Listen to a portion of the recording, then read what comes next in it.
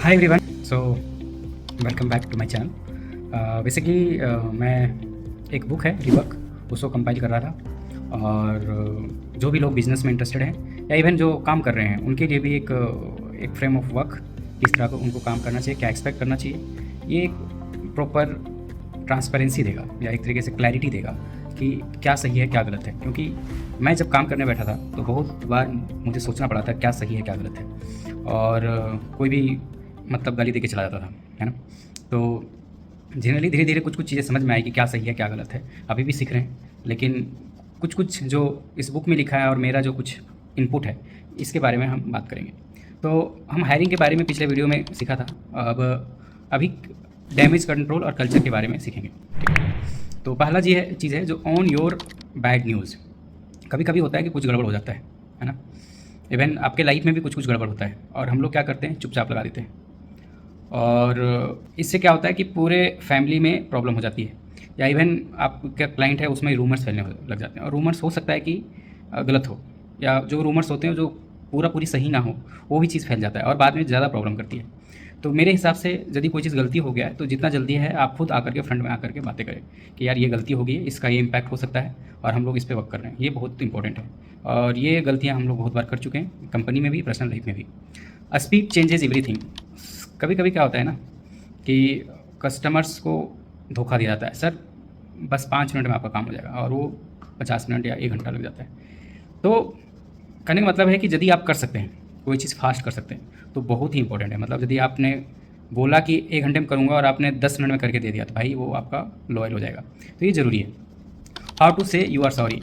देखिए बहुत बार ये होता है कि बहुत लोग अलग अलग तरीके से सॉरी बोलते हैं। सर मुझे तो नहीं लगता है कि मैं सॉरी बोलना चाहिए, लेकिन मैं सॉरी बोल रहा हूँ, या if you feel I am sorry, ऐसे करके।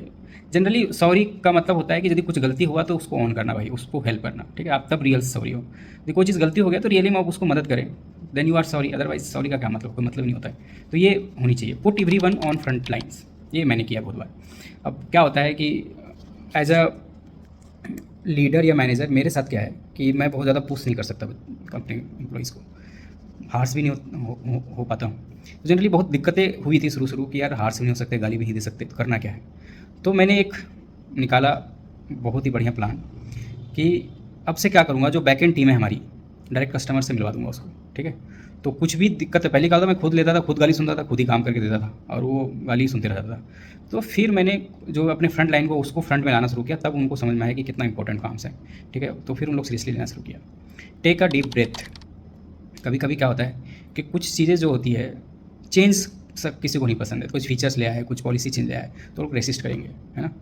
तो अब ज़रूरी है भाई, क्योंकि जिस सिचुएशन में वो बैठे हैं शायद उनको नहीं लग रहा हो ज़रूरी, लेकिन आपको पता है कि यार ये ज़रूरी है, नहीं तो चीज़ें वर्क नहीं करेगा कुछ महीनों के बाद।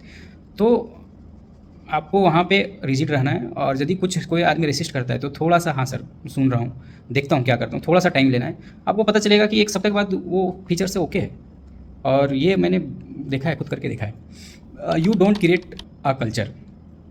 कल्चर की बातें हो रही है तो क्या है कि कभी कभी ऐसा होता है, शुरू में तो मुझे पता ही नहीं चला कि कल्चर होता है क्या भाई, है ना। मतलब बहुत लोगों का इंटरव्यू सुनते थे कि कल्चर इज़ वेरी इंपॉर्टेंट। अब भाई कल्चर ही नहीं पता कल्चर क्या होता है, और जब नई नई कंपनी बना रहे होते हो तो आइडिया ही नहीं है कल्चर क्या होता है। तो कल्चर का बेसिकली क्या मतलब है, कल्चर का बेसिकली मतलब है भाई कि एक आसपास में एक दोस्ताना एक तरीके से काम करने में मज़ा आना चाहिए, है ना।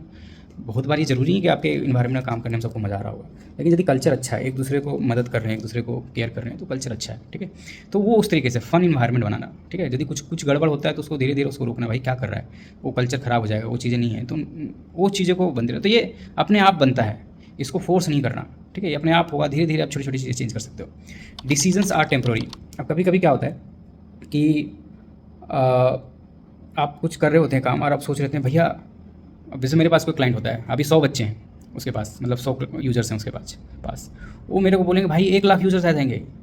अरे आपके पास 100 है, 1000 तो पहले लाओ, 1 लाख कैसे आ जाएंगे। और उसके हिसाब से फिर प्लान करेंगे, हमको तो ऐसा चाहिए था, हमको ऐसा चाहिए था। That doesn't work. आपको सिंपली 100 है तो 100 150 का देखिए, 200 का देख लीजिए, 300 का देखिए।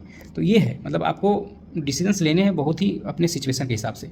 बहुत हाई फाई सिचुएशंस बना करके, जो इन्फ्लेटेड सिचुएशन है उसके अकॉर्डिंग नहीं लेनी है। स्किप दी रॉक स्टार्स। वाह जी, मैंने बहुत बार लिंक्डइन में देखा है, ट्विटर में देखा है कि I need Ninja, I need rock stars. भाई रॉक स्टार्स वहाँ से नहीं बनते हैं कि हमको एम्प्लॉय रॉक स्टार्स है, आपको अपने इन्वायरमेंट में रॉक स्टार्स बनाने पड़ते हैं। आपका यदि इन्वायरमेंट गंदा है, आपने एक दूसरे को मदद नहीं कर रहे हैं, एक आप जो उसको चाहिए परफॉर्म के लिए नहीं दे पा रहे हैं, या उस आदमी को नहीं समझ पा रहे हैं, तो वहाँ से प्रोडक्टिविटी नहीं निकलेगी, कितनों आप हाई फाई बंदे को लेके आ जाओ। ठीक है, तो रॉकस्टार्स इन्वायरमेंट में होता है, ना कि कोई बंदा बहुत बाहर से आ रहा हो बहुत तगड़ा काम कर देगा। तो ये हमेशा हम लोग ने ये ट्राई किया है कि अपना इन्वायरमेंट को सपोर्ट मिले और एक बढ़िया काम कर सके। दे आर नॉट 13, इसका क्या मतलब है? इसका ये मतलब है कि कोई आदमी कोई काम कर रहा है तो उसको एडल्ट समझना भाई। ऐसे नहीं कि हर चीज़ में भैया मुझे दिखा करके ही आगे भेजना। अब मेरे साथ भी ऐसा हुआ, पहले क्लाइंट था तो हर चीज़ में कुछ भी करूँ दिखा करके मुझे करना। अब वो 2-4 दिन भाई गायब है, अब उसके चक्कर में 2 दिन वेट हो रहा है। ठीक है, वो ठीक नहीं है। मतलब आप ट्रस्ट कर रहे हो, यदि कैपेबल है तो उसको अलाउ करो। ठीक है, उसको एडल्ट जैसा डिसीजन लेने दो, तो अपने आप वो सही हो जाएगा। सेंड पीपल होम एट 5, ये थोड़ा सा कॉन्ट्रडिक्शंस है। इनिशियली हम लोग को भी बहुत काम करना पड़ा था, लेकिन जब कंपनी एक लेवल तक पहुंच जाती है तो आपको ऐसा नहीं है कि एक्सटेंडेड काम कर रहे हैं तो वो काम ही अच्छा नहीं कर रहा है। ठीक है, तो आपको एक लिमिट है। जैसे हम लोग भी काफ़ी चिल हैं, 11 बजे काम चालू करते हैं, 6 बजे ख़त्म कर देते हैं, या मे बी और पहले ख़त्म हो जाता है। तो वो जो 3-4 घंटा बढ़िया से जो काम होता है ना, वही काम होता है, मेन काम होता है। तो यदि कोई बंदा प्रोडक्टिव है वो है तो वो 5 घंटे भी कर ले तो बहुत अच्छा काम है, मतलब ज़रूरी नहीं है। तो उसको आप फ्लेक्सिबिलिटी के हिसाब से आप सोच सकते हैं कि इस तरह से आपका फ्लेक्सिबल टीम है, कितना एफिशिएंट है। लेकिन थोड़ा ग्रे एरिया है। Don't ask her on the first cut. हाँ, कभी कभी यही चीज़ होता है कि कोई चीज़ गलती कर दिया कोई लड़का, आपने उसको रूल्स बना दिया कि देख भाई, है ना, कि जैसे इसमें लिखा है कि यदि कोई शॉर्ट्स पहन के आ गया तो निकल से पूरा ना यूनिफॉर्म बने। अब सब लोग, एक आदमी गलती किया सबको पनिशमेंट मिल रही है। ठीक है, ऐसा नहीं होता जनरली। जब तक बहुत बार वो चीज़ें रिपीट नहीं हो रही उसको आप रूल्स मत बनाएं, है ना। यदि कोई चीज़ हुआ है तो उसको नॉर्मली रखें। तो डोंट मेक अ रूल, एक या दो कुछ मिस्टेक हुआ है कंपनी से, ठीक है, सो बहुत ही सोच समझ के रूल्स बनाए, otherwise keep it as natural as it should be. Sound like you, बहुत बार ये होता है ना कि हम कंपनियाँ कुछ करने शुरू करते हैं या बिजनेस लाइन शुरू करते हैं तो हम लोग फिर हवाई बातें करने लगते हैं। ऐसे ऐसा फील होना चाहिए हम बड़ा आदमी हैं। ठीक है जो बड़ा आदमी हो नहीं आप। ठीक है, तो आप बहुत ही नेचुरल वे से आप बात करेंगे तो बहुत ही बढ़िया होगा, है ना।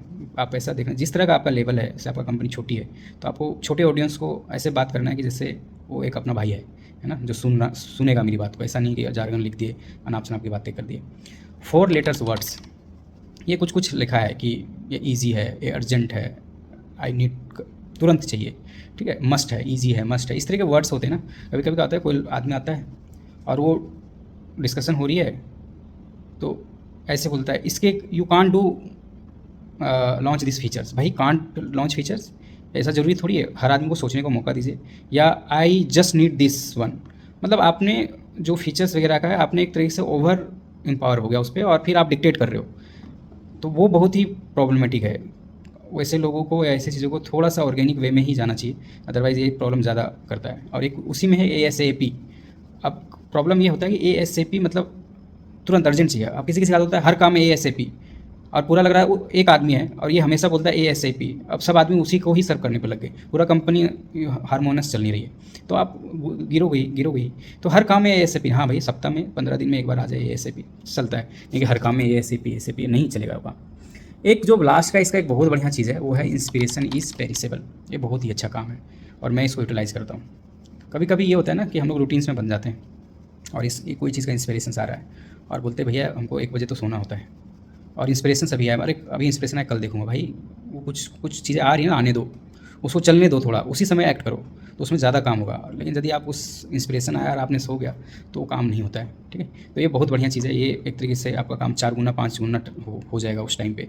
तो यदि आपको कोई इंस्पिरेशन आया तो उसी समय कर दीजिए, वो बहुत बढ़िया चीज़ होती है। Thank you very much. Hope ये बुक ऑलमोस्ट आई थिंक ख़त्म हो गया है, तो मैं क्या करूँगा कि नया बुक एक करूँगा जो आपके लाइफ को सुधारे और आपके बारे में बताएं और आप जो काम कर रहे हैं उसके बारे में बताएं। और keep subscribing my channel. Hope I will add some value in your life.